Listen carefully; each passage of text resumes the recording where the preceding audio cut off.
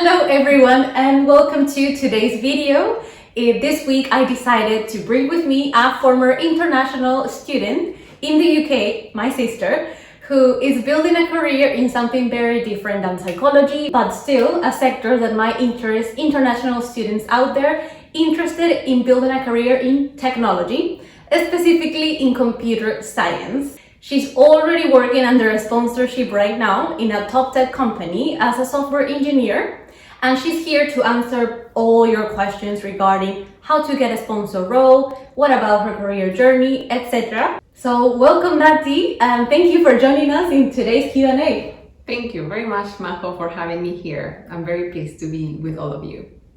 Thank you so much. So today we're going to start talking about an introduction of your career journey, what were you doing before coming to London, and then we're gonna pass on to how did you transition into getting a sponsorship, and at the end just advice for international students wanting to build a career in technology in the UK.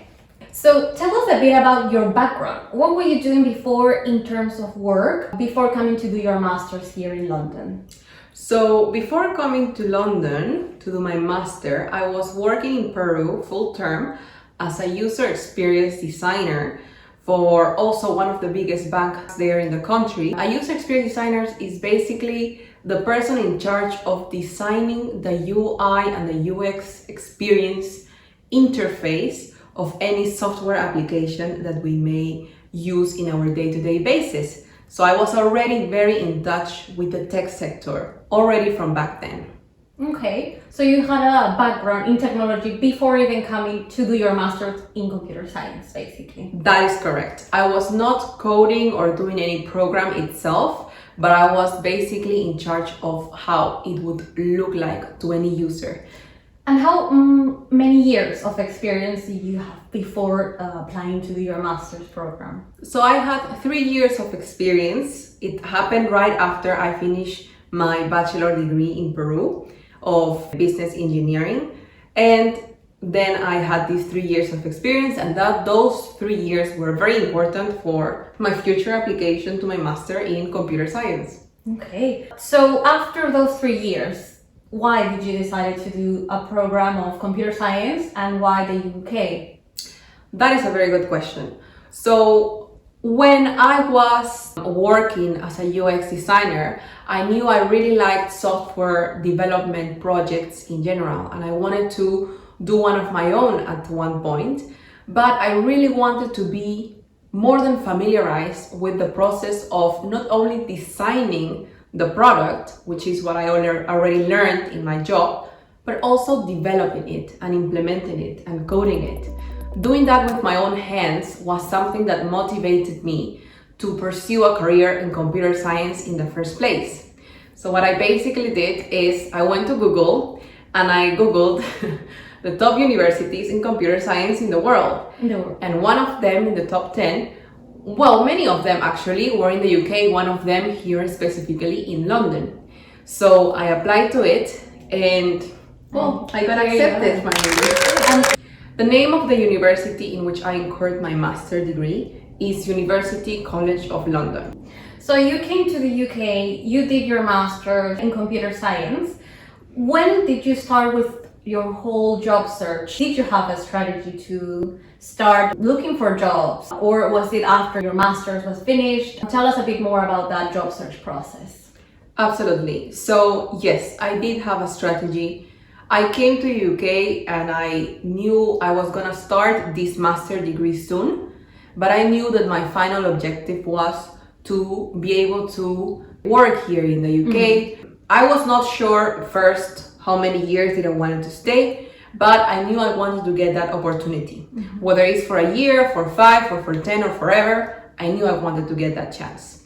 So if you already know that you want something like this, you need to plan ahead. So I had not even started the degree, and I was already planning what is the strategy gonna be. So this is very common, right? Students who get a sponsorship or who get a job usually are already planning it before coming to the UK in this case. before even starting the degree, before starting the master's, they're already thinking, what type of role do I want after my master's? Exactly the same with you, right? You already thought about all of this before. Yes, that is absolutely necessary because that made me start my search very early in advance. We're talking about a year in advance, right? We were a year in advance of when I wanted to start a job and I was already looking for it. So September. You started September next year. Yes, I had not even started the degree, had not even started the courses, and I was applying to jobs. And all of this, did you did it by yourself? And how did the master's itself help? So were you at your room doing all of these CV applications all by yourself? Did you pay for a company? Because we know there's companies that you can hire that help you get like a secure job or something like that. Did you have any of those services, or was it all you? Well, my university was actually really helpful with that. They had a department of career services or career advice. Actually, they are one of the first ones that gave me this idea of you need to start looking now. I remember this talk on October with all the international students that were interested on getting a job after in the UK. And the talk was not only concerning how CVs normally look like in the UK, how does an interview normally look like, but also when is the right time to start. And I quote them now. It's now. October? Yes, October. To start next October? Yes. Yeah. And that's what happened to me. And they said, especially for the students that are looking for job sponsorships. So that postgraduate visa that I am in right now that allows you to work 2 years without a sponsorship did not exist when my sister was about to plan her career in the UK. It was either getting a sponsorship Or not. or going back home. Or going back home, yes. And you can imagine the amount of international students that come to universities here in London. So the career services department in the university was very aware that the majority of us were not only in a job hunting position, we are also in a visa sponsorship hunting. So that was really important, and it was very key that they advised me, if you want the sponsorship, it is now, because only the sponsorship takes months to be processed. And talking about all of that sponsorships and the sector in which you were looking to be a sponsor, technology, computer science, do you think that was like a good sector to find a sponsored role? What about the other sectors? Because we know that there are some sectors that usually sponsor more than others. What is your experience in technology sector? The technology sector is for sure one of the strongest and mostly advised sectors if you want to be looking for a sponsorship to stay here. The reason why I say that is that there is literally a list of jobs. Jobs. The UK calls them the jobs that the UK needs more than what their population can give them. And this is one of the jobs that is highly sought here in the UK, in the rest of the world too, but for the reason that they cannot supply all the demand of jobs of this role, the UK and the government allows the sponsorship of this specific type of jobs because they are rare to find in the local market, in the local offer. So that is the reason why technology is usually a sector that sponsors, because there's not enough, sometimes maybe locals that can do those things. And even though it was a sector that usually sponsored, I assume that you found challenges, right, in your job search. You started in September, but you actually got your job on a February, March. So that was still a bit of months, right, of job search. It's really challenging. It's very challenging. So how do you face with those rejections after rejections at first, after you got your desired role? I think it's a matter of perspective and what expectations do you come with. If you come with, oh, I am really good at what I do, and so I may be getting 3 yeses out of 10 applications that I go. And if you're on a sponsorship, visa sponsorship hunt, then that's not the right approach. You actually face a lot of no's.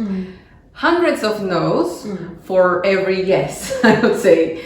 So how do you deal with those hundreds of no's? There's the international students that feel really like they are on a disadvantage? No, I think I took it more like I know that it is a lot more expensive to hire me than to hire someone that is local. So of course, I'm gonna get a little bit more of hesitation about hiring me. So that is why it is a lot more likely that I get a rejection than I get an accepted. I think it's more the expectation in which I got into the search Very job. low expectation. Very low, but also because I'm expecting to get one yes out of 200 no's, I am going to apply 400 times, so at least I can get 2 yeses. It was not a very upsetting time if I would get an email saying me, sorry, you didn't make it. It was okay. You just say, okay, next. Okay, next. Most of them were automatic because you need to tick the box of whether you are willing to work, have the working permits, right? exactly, whether you are legally allowed to work in the UK or not, and you cannot lie on that part. So I knew there were going to be lots of no's. I think it's a matter of expectation management. You know that in your home country they would hire you very quickly. So it's just that here you're going to have a little bit more of hesitation, and you're just gonna have to push a little harder, and that's the whole reason why you need to start at least 1 year early. That's the reason, because it takes longer. Yes. And what about when you did receive like okay, I want to invite you for the interview, which sometimes for some roles are so many interviews. How did you prepare for your interviews? Did you also use the career service at UCL? Did you prepare all by yourself? Because one thing is to apply, but the other part is like to actually be successful during the interview. How was that preparation for you? So in that talk we had with these career services on October, they asked us, if you ever get into a point in which a company wants to interview you, and if you want, you can always let us know and we will help you with the interview preparation process. And I thought, well, that's great. Well, getting an interview with one company actually took very long, but I was expecting it. It took months for someone to tell me, yes, we're going to invest 1 hour of our time in an interview with you. But when it eventually happened, I immediately turned to the career services department and I said, well, I have an interview, it's this day, can you help me with it? And they were so happy to help me. They said, yes, come this day, come this other day, and I went there and I practiced with them. Mock interviews. They pretended to be the interviewer. It was very important because they asked me to fill a form, and it was like, what type of role what is the name of the role you're looking for, the description, the types of skills. So they were making sure that they were asking me the type of questions that I would be asked in this interview. And for me that was prime, because they didn't only allow me to pre-think the answers that I'm going to give in these interviews, but they also taught me about the unofficial social rules in an interview. In the UK. In the UK, specifically here, because maybe there are some cultural things that we need to understand. As international students, we might not know that. And what best than the career service of the masters that we already are investing in. Yes, things like shaking a hand, is it good, is it bad? Hugging people, is it too much? Eye contact, exactly. Smiling too much, smiling not too much, and so on. So these social cues, it's important that you learn them, because in a company they're always gonna try to see if you also fit in a cultural level. So it was really important that I was there. Yes. That is a good point, because sometimes we might not even fit in the cultural way, not because we are not a good fit, but because we haven't been prepared or coached in how to behave in an interview in a country that is quite new. So would you say that studying your whole master's in computer science at this university, or in general, studying a master's here, would you say it's worth it? Would you say there are job opportunities waiting for them? Is the UK like a good country for internationals? Absolutely, yes. I think that if there's any country in the world with a variety of opportunities for people to work in, is the UK, specifically London. I think you find a very big variety of jobs here. Companies are hungry for hiring people, and I think it was key for my hiring process that I had a degree, or I was gonna have a degree on a UK university, because as anything, it really matters if they can refer, oh, they studied, or this person studied in this university, and I know that this university is very good with their students. So consequently, this person may be a very good fit with the type of skills that I'm looking for as a company. So of course, it did matter a lot that the degree was from the country in which I was trying to look for jobs in. It would have been very hard if I would have come here and then tried to apply, say, to a job in Spain or in Italy, because then they don't have much reference or of how the university is and so on. That barrier is a bit high. It's not impossible, but it's a bit high to get a job if you haven't studied in that country, being from another country. Absolutely. I have heard cases in which people have came directly here to work under a visa sponsorship, but they are really rare. And I think if you want to increase your chances, which are already low if you also need to get a visa sponsorship here, I would advise to study the degree here so that employers can also have a better idea of what your background and your skill set is. Good.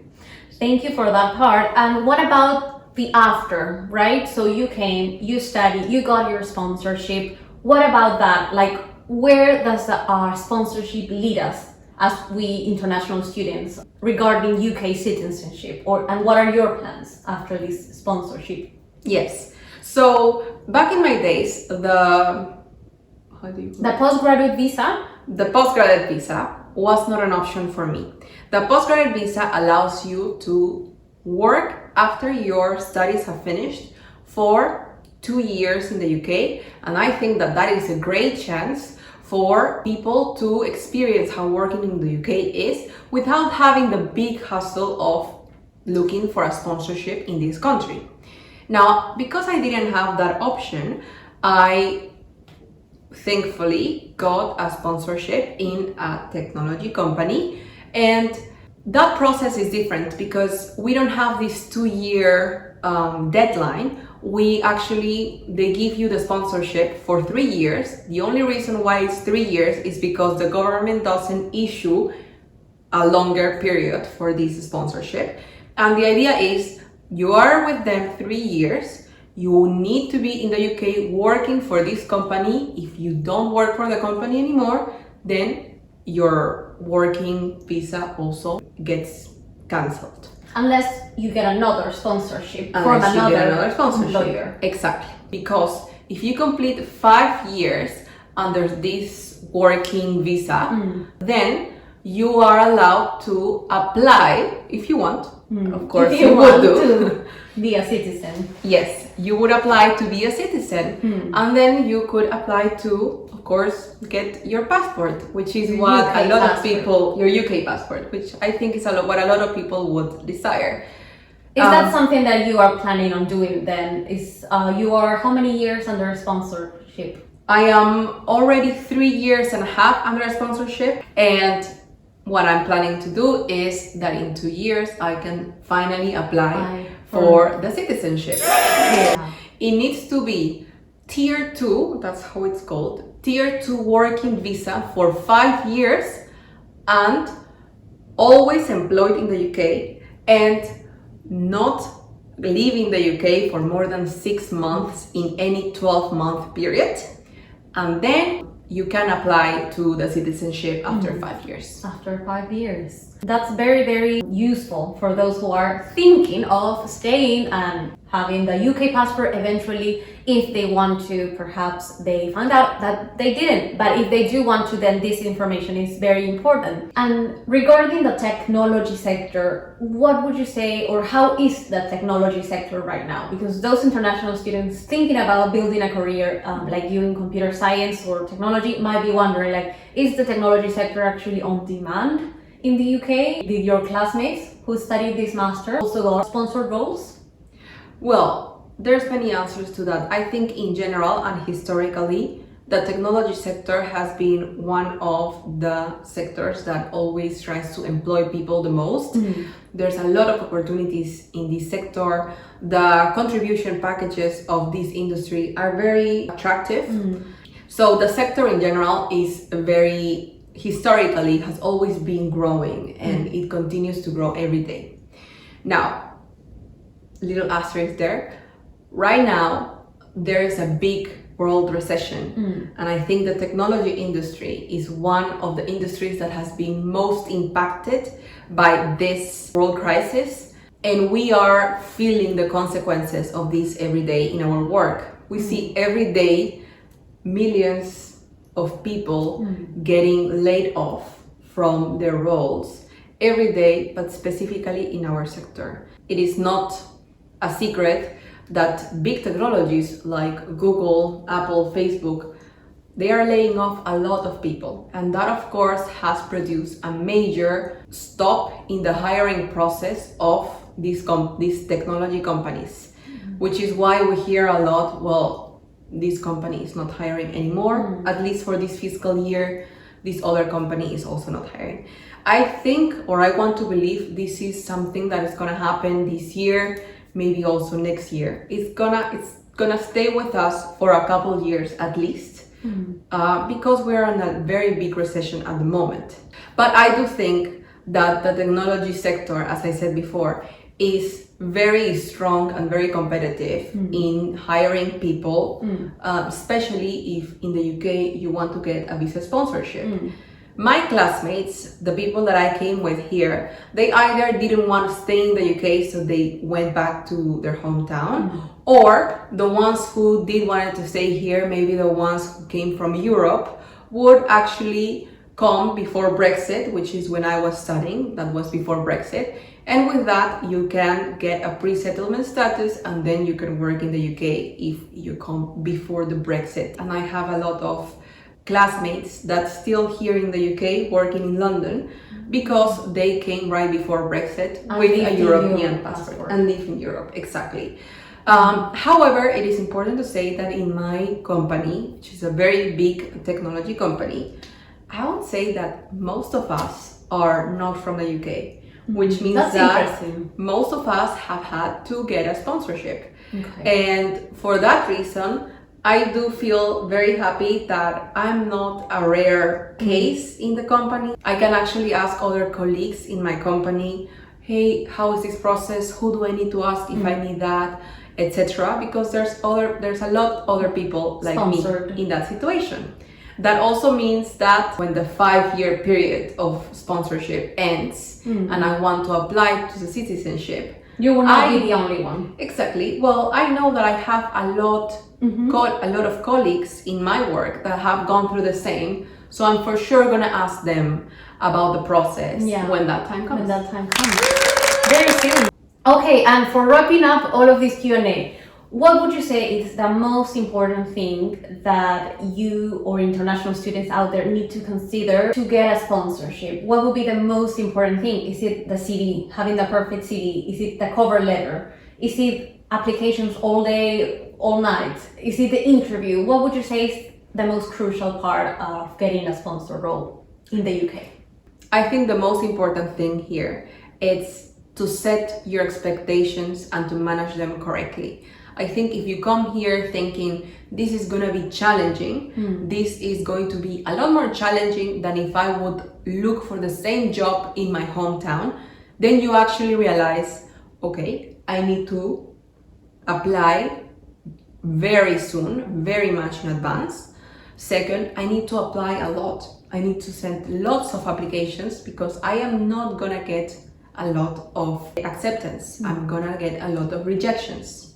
It's part of the process. It is part of the process, and it is part of, because you have managed these expectations, you normalize those rejections and you take them as, okay, it's not personal, it's absolutely having to do with your legal situation. And it's very competitive as well. It is highly competitive, absolutely. So any sector, you're not gonna be the only one trying to get that job offer. So it is gonna be very competitive. And also, because you have set your expectations in advance, it's also key that you set the expectations of the hiring manager or of the HR recruiter in advance, because you may be losing a lot of time by not disclosing that your situation is that you will need a sponsorship, and maybe you're very advanced in the process and they only know about this in the very end, and it might cause a problem. At the end, they might not even be able to hire you. Not because they don't want you or because you didn't pass the exams. You clearly made it all the way to that stage. But if you would have said something like this beforehand, then things would have been differently. And no, unfortunately, it's not up to them. It's a general company policy whether they want to follow sponsorships, whether they want to, yes, we're gonna take the job and the time and the money to sponsor people's visas, or whether it's a decision that they don't want to. And maybe you are in a very final stage with a company which policy is no sponsorship. I think this is important because one international student asked me that. Is it possible to ask for a sponsorship during the interview?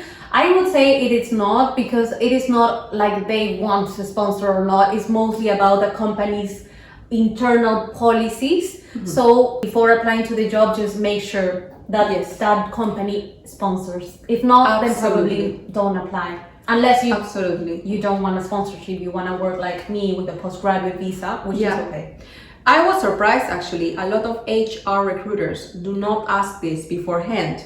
So it is important that you disclose this early on the stages of interviewing or applying with them. And I think it's most likely that you're gonna get a positive about this policy if the company is big company. Smaller companies do not normally want to incur in the costs and the times of sponsoring. Sponsoring means that they need to get a license of sponsoring with the government. Sponsoring means a lot of money, and sponsoring means actually having to hire or paying for the services of another person, a lawyer, to do all this paperwork for you. So not all of companies are willing to do that. I can understand why a lot of companies just prefer not to do it, and doesn't matter how great of a candidate you might be. If that's the policy, then that's it. So it's not a matter of... It's not that, they like you, so they sponsor. No. And what final advice would you give, Nati, for all the international students to the job search situation, securing sponsorship, anything you want, like as a final advice or summary of everything that we've discussed? I think two things. First, manage your expectations so that you don't get lost in the process or you don't get upset in the process, and apply early as you can, as soon as you land in the UK, if possible. Perfect. Thank you so much for sharing your insights and your experiences with those who are curious about getting sponsored roles, and not necessarily a career in psychology like I am doing, but rather a sector like technology. So don't forget to like and subscribe to my channel if you haven't already, and do leave me any DMs on my Instagram page if you want to hear other topics about career abroad and education. So goodbye for now, and see you in another video. Bye bye. Bye bye.